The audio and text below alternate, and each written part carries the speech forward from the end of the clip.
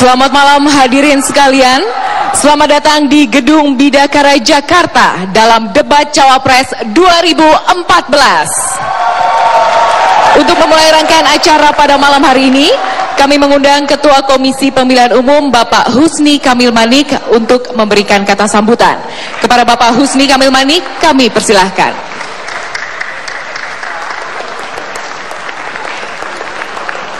Assalamualaikum warahmatullahi wabarakatuh. Selamat malam, salam sejahtera buat kita semua. Ini riuh sekali ya, baik timnya pasangan nomor 1 maupun nomor 2. Yang saya hormati calon presiden nomor urut 1 Bapak Haji Prabowo Subianto beserta calon wakil presiden nomor urut 2 Bapak Insinyur saya ulangi yang saya hormati Bapak Insinyur Haji Muhammad Hatta Rajasa. Yang saya hormati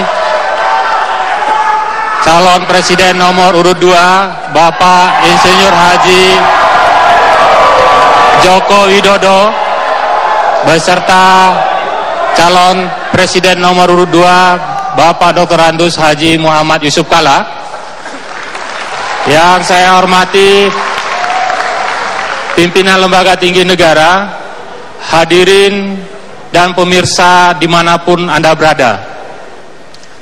Mengawali kegiatan debat keempat ini, saya mengajak kita semua memanjatkan puji syukur kehadiran Allah Subhanahu wa Ta'ala, Tuhan Yang Maha Esa. Sampai hari ini bertepatan kita sudah memasuki bulan Ramadan, bulannya umat muslim berpuasa. Kita masih diberikan berkah oleh Ilahi Robbi, Tuhan Yang Maha Pengasih lagi Maha Penyayang.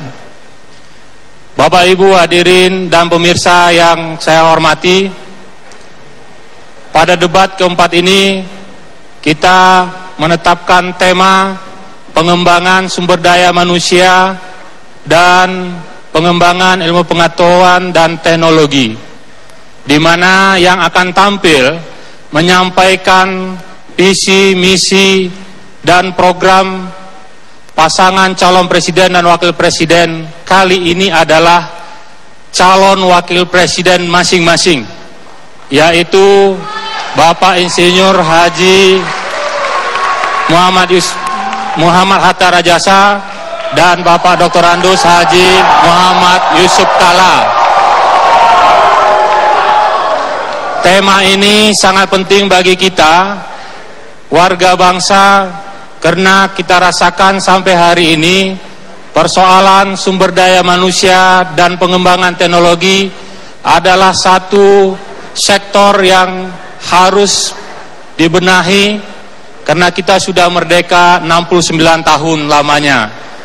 Kita menginginkan bahwa sumber daya manusia kita tidak hanya bisa menjadi tuan rumah di negeri sendiri, tapi bisa bersaing dengan warga bangsa lain. Apalagi kita ketahui bahwa kita merupakan negara yang letaknya strategis, dan diharapkan peran kita ke depan juga sangat strategis bagi bangsa-bangsa lain di Indonesia. Oleh karenanya, ulasan pada malam hari ini oleh calon wakil presiden yang akan menyampaikan paket visi, misi, dan program pasangan calon presiden dan wakil presiden adalah sangat penting kita simak secara bersama-sama, sehingga siapapun yang akan terpilih, kita semua warga bangsa telah tahu apa yang akan dijalankan sebagai kebijakan pemerintah yang akan mendapat mandat selama 5 tahun ke depan. Oleh karenanya saya mengajak kita semua, sembari sebagian besar dari warga bangsa kita menjalankan bulan Ramadan, baik menjalankan ibadah pada siang hari maupun malam hari, kita berdoa kepada Allah yang Maha Kuasa agar kegiatan debat ini bisa berjalan lancar, dan kita juga berharap mendoakan agar 9 Juli 2014 pemungutan dan penghitungan suara berjalan dengan sukses. Mari kita saksikan acara debat keempat ini antara calon wakil presiden. Assalamualaikum warahmatullahi wabarakatuh.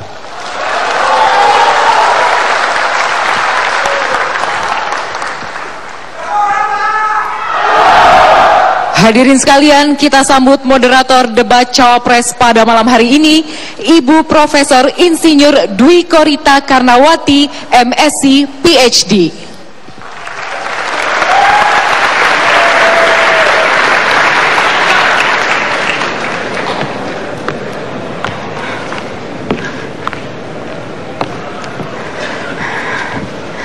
Selamat malam Indonesia.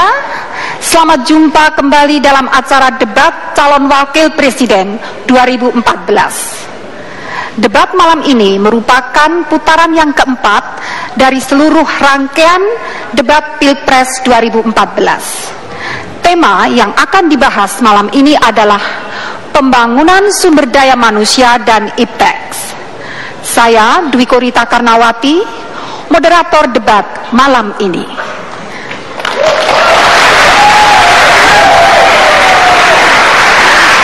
Baiklah hadirin, segera saja kita persilakan kedua calon wakil presiden untuk hadir di atas panggung.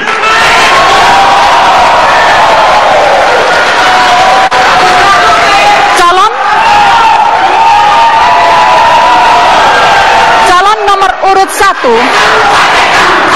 Bapak Insinyur Haji Muhammad Hatta Rajasa, kami persilakan.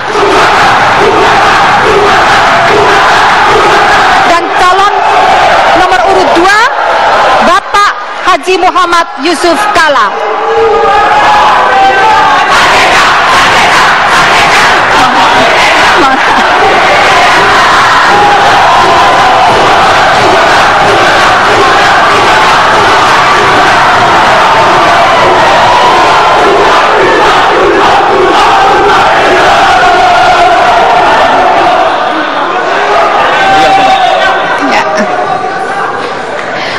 Hadirin sekalian, dimohon semua untuk berdiri menyanyikan lagu kebangsaan Indonesia Raya.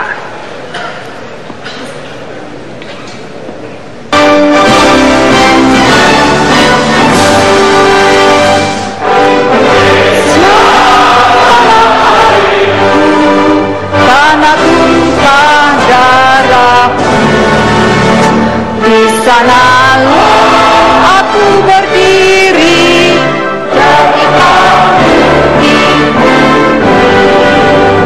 Indonesia bangsaku, bangsa yang kaya air. Marilah kita Indonesia hiduplah.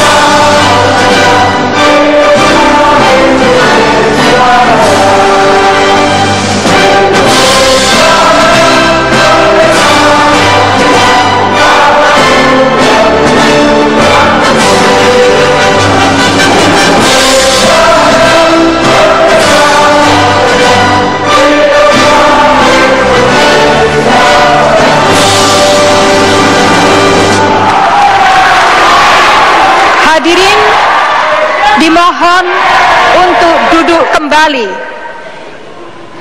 Kepada kedua kandidat, saya persilakan untuk mengambil tempat masing-masing.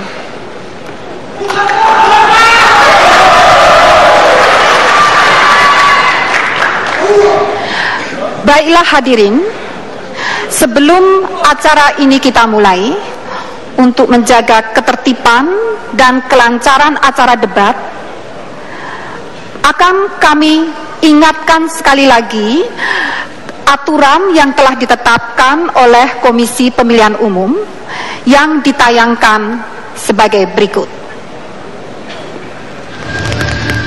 Debat sesi calon wakil presiden putaran keempat mengusung tema Pembangunan Sumber Daya Manusia dan Iptek dibagi menjadi 6 segmen.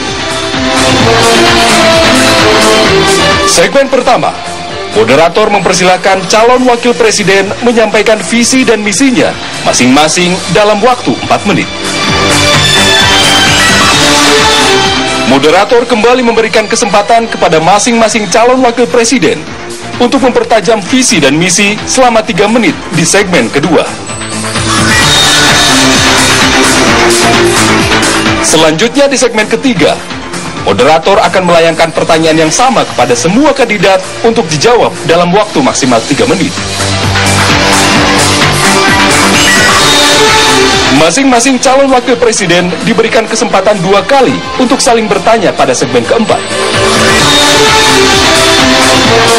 Pada segmen kelima dan keenam, kedua calon wakil presiden akan diberikan kesempatan untuk bertanya, menjawab, menanggapi, sekaligus menyempurnakan jawaban.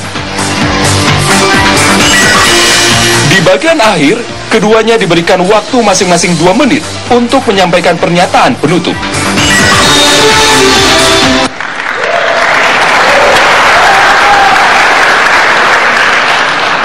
Baiklah hadirin sekalian, selain aturan yang telah ditetapkan oleh Komisi Pemilihan Umum, perlu saya tambahkan aturan tambahan.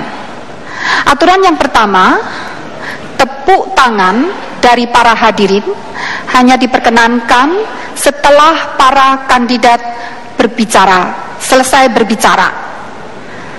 Aturan yang kedua ditujukan kepada kedua calon untuk berbicara secara bergantian tanpa saling memotong.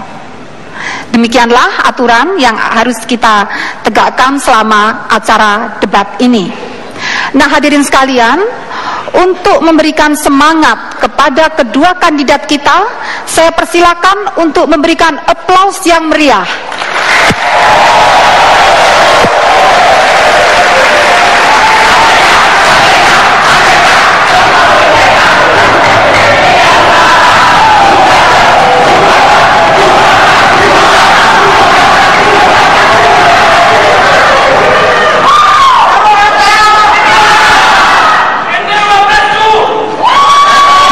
Hadirin,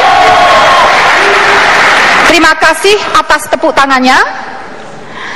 Baiklah hadirin, kita mulai segmen pertama adalah pemaparan visi dan misi.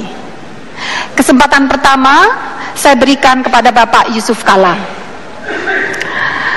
Terkait dengan tema sumber daya manusia dan Iptek, mohon Bapak dapat menyampaikan visi dan misi Bapak dalam waktu 4 menit. Waktu 4 menit mulai sekarang. Bismillahirrahmanirrahim. Assalamualaikum warahmatullahi wabarakatuh. Waalaikumsalam warahmatullahi wabarakatuh. Hormati Pak Hatta, Ibu moderator, para hadirin, pimpinan, para calon presiden, serta seluruh bangsa tanah air. Pertama, mari kita semua bersyukur kepada Allah Subhanahu wa taala atas kesempatan ini, dan mari kita ucapkan selamat kepada seluruh umat Islam yang melaksanakan ibadah Ramadan. Mudah-mudahan ibadah kita diterima Allah Subhanahu wa taala. Saudara sekalian, hari ini kita berbicara sumber daya manusia dan Iptek. Ini untuk melaksanakan konstitusi. Konstitusi mengajarkan kepada kita bahwa tugas negara mencerdaskan bangsa. Begitu juga Allah Subhanahu wa taala telah menjanjikan dalam surat Al-Mujadilah, Allah akan meninggikan orang yang beriman di antara kamu dan yang diberi ilmu pengetahuan beberapa derajat. Artinya adalah bahwa apapun yang kita bicarakan ini penting untuk dunia dan akhirat. Pak sekalian, apabila kita berbicara tentang sumber daya manusia, maka kita berbicara kepada bangsa. Kenapa? Karena pembangunan itu sendiri, objek dan subjeknya adalah manusia, bangsa Indonesia. Karena itulah kita semua, Pak Jokowi selalu mengatakan bahwa yang pertama harus dilaksanakan ialah meningkatkan derajat sumber daya manusia kita. Sumber daya manusia tentu ditingkatkan dengan pendidikan, teknologi, dan ilmu pengetahuan. Memang pendidikan, ilmu pengetahuan, teknologi tidak bisa dipisahkan, karena itulah adalah sumber daripada ilmu itu sendiri dan peningkatan itu sendiri. Karena itulah maka kombinasi daripada sumber daya manusia dan ilmu pengetahuan adalah ujungnya produktivitas bangsa itu sendiri. Kita belajar daripada bangsa-bangsa lain, dan kita belajar dari bangsa kita. Bangsa banyak yang maju karena ilmu pengetahuan, ada bangsa yang maju karena sumber daya alam. Karena itulah kita dengan punya sumber alam dan kemudian dengan kekayaan sumber daya manusia dan upaya ilmu pengetahuan, tentulah akan memberikan manfaat yang lebih besar bangsa ini. Apa yang kita harus lakukan? Banyak hal tentunya. Pendidikan kita memang merupakan, ada sistem pendidikan nasional yang mengutamakan kecerdasan, akhlak yang baik, budi pekerti, dan juga pengetahuan yang baik. Adalah tugas untuk kita semua. Kita semua mempunyai anggaran yang sesuai dengan Undang-Undang Dasar 20%. Merupakan hal yang tidak banyak diterapkan oleh bangsa-bangsa lain. Ilmu pengetahuan teknologi, kita mempunyai banyak lembaga. Ada BPPT, ada LIPI, ada Batan, dan sebagainya. Bagaimana lembaga-lembaga ini menjadi ujung tombak ke depan untuk majukan teknologi ini. Begitu juga universitas begitu banyak yang harus disatukan kemampuannya untuk memajukan ilmu pengetahuan bangsa ini. Karena dengan modal perguruan tinggi, modal pendidikan, modal daripada institusi swasta yang harus maju bersama-sama akan menjadi suatu kekuatan besar ke bangsa ini. Tentu dibutuhkan usaha, dibutuhkan kebersamaan bangsa ini untuk maju secara bersama-sama. Mudah-mudahan dalam kesempatan ini kita semua akan mendapatkan suatu kesempatan yang sama, karena kemajuan itu kemajuan kita semua. Kemajuan itu adalah harapan kita semua. Pendidikan, ilmu pengetahuan, sumber daya manusia merupakan suatu hal yang tidak bisa berdiri sendiri. Harapan kita semua mudah-mudahan dalam pemberian ke depan, apapun caranya, kita harus maju dengan kemampuan dulu. Terima kasih. Bapak Yusuf Kala, masih ada waktu. Terima kasih. Terima kasih. Untuk berikutnya saya persilakan Bapak Hatta Rajasa untuk memaparkan visi dan misi terkait dengan tema saat ini. Waktu 4 menit mulai dari sekarang. Bismillahirrahmanirrahim. Assalamualaikum warahmatullahi wabarakatuh. Selamat malam dan salam sejahtera bagi kita semua. Yang saya hormati Bapak Muhammad Yusuf Kala, calon Wakil Presiden Republik Indonesia nomor 2, Ibu moderator yang saya muliakan, seluruh rakyat Indonesia yang saya cintai dimanapun berada. Pertama-tama, izinkanlah saya menyampaikan selamat menunaikan ibadah puasa kepada seluruh umat muslimin dan muslimat di seluruh tanah air. Saudara sekalian yang saya cintai, pembukaan Undang-Undang Dasar 1945 mengamanatkan kepada kita bahwa kita mencerdaskan kehidupan bangsa. Artinya sangat tergantung kepada kualitas sumber daya manusia dan penguasaan ilmu pengetahuan dan teknologi. Sedangkan kualitas sumber daya manusia sangat ditentukan oleh dua faktor utama, pendidikan dan kesehatan. Sejarah umat manusia mencatat jatuh bangunnya peradaban manusia sangat ditentukan oleh kualitas sumber daya manusia dan penguasaan ilmu pengetahuan dan teknologi pada zamannya. Prabowo dan Hatta berkeyakinan Indonesia dapat menjadi negara yang sejahtera, maju dan berperadaban apabila sungguh kita meletakkan sumber daya manusia dan penguasaan ilmu pengetahuan dan teknologi sebagai pilar utama membangun peradaban bangsa. Kata kunci dan tantangan yang kita hadapi adalah sejauh mana kita dapat menjamin seluruh warga bangsa kita untuk dapat menikmati pendidikan yang inklusif, berkeadilan, berkualitas, sedini mungkin, setinggi mungkin, menjangkau seluas mungkin. Disinilah tantangan yang harus kita jawab. Prabowo dan Hatta Rajasa menjawab itu dengan memperbaiki kualitas pendidikan, memperluas akses dan mempermudah jangkauan dengan mewajibkan kita untuk berpendidikan 12 tahun, karena itu hak yang mendasar bagi warga negara kita. Di bidang iptek tentu saja pemerintah wajib memajukan ilmu pengetahuan dan teknologi untuk memajukan peradaban dan memakmurkan umat manusia.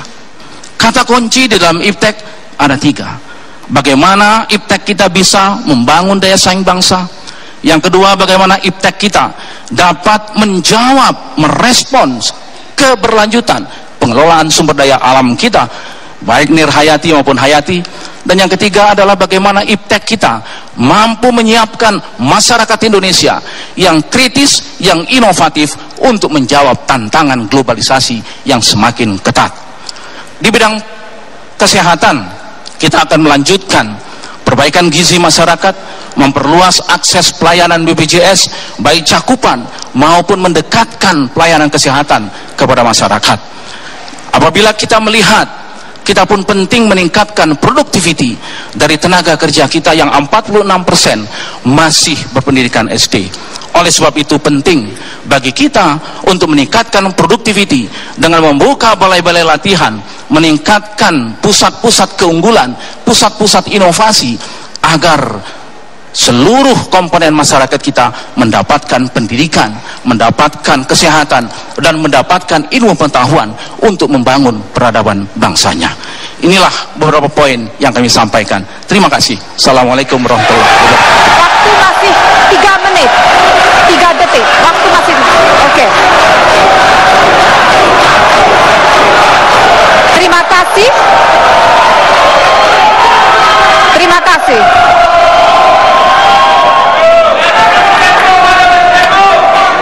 Baik, hadirin sekalian, telah kita ikuti bersama pemaparan visi dan misi oleh kedua calon. Untuk segmen berikutnya, kita akan masuk pada pendalaman visi dan misi. Namun sebelumnya, kita ikuti jeda berikut.